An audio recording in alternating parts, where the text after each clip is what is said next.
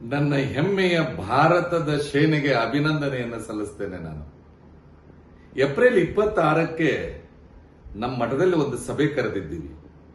ಆ ಸಭೆಯೊಳಗೆ ರಾಮ ಜನ್ಮಭೂಮಿಯ ಕೋಶಾಧ್ಯಕ್ಷರಾಗಿರ್ತಕ್ಕಂಥ ಗೋವಿಂದ ಗಿರಿಜ ಮಹಾರಾಜರು ಬಂದಿದ್ರು, ಹರಿಹರಪುರದ ಸ್ವಾಮೀಜಿಯವರು ಬಂದಿದ್ರು, ಬೆಂಗಳೂರು ಕೈಲಾಸಾಶ್ರಮದ ಸ್ವಾಮೀಜಿಯವರು, ಬೆಳಗಾವಿ ಕಾರಂಜಿ ಮಠದ ಸ್ವಾಮಿಗಳು ಸೇರಿದಂತೆ ಬಹಳಷ್ಟು ಜನ ಸ್ವಾಮಿಗಳು ಬೆಳಗಾವಿ ಹುಕ್ಕೇರಿ ಹಿರೇಮಠದಲ್ಲಿ ಕೂಡಿ ಒಂದು ಆಂತರಿಕ ಸಭೆಯನ್ನು ಮಾಡಿದ್ದೀವಿ.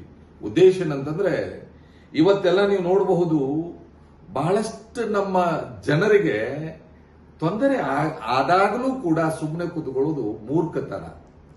ಕಾಶ್ಮೀರದಲ್ಲಿ ಉಗ್ರರ ದಾಳಿ ಬಹುಶಃ ನಮಗೆ ಎಷ್ಟು ನೋವು ಕೊಡ್ತು ಅಂತಂದ್ರೆ, ನಮ್ಮ ತಾಯಂದಿರ ಸಿಂಧೂರನ್ನ ಅಳುಕಿಸಿದ ಉಗ್ರಗಾಮಿಗಳಿಗೆ ನಮ್ಮ ಭಾರತದ ಸೇನೆ ತಕ್ಕ ಪಾಠವನ್ನು ಕಲಿಸಿದೆ. ಆಪರೇಷನ್ ಸಿಂಧೂರ್ ಇದರ ಹೆಸರಿನಿಂದನೇ ಇವತ್ತು ಪಾಕಿನ ಉಗ್ರಗಾಮಿ ಪಾಪಿಗಳಿಗೆ ತಕ್ಕ ಉತ್ತರವನ್ನ ನಮ್ಮ ಭಾರತದ ಸೇನೆ ಕೊಟ್ಟಿದೆ.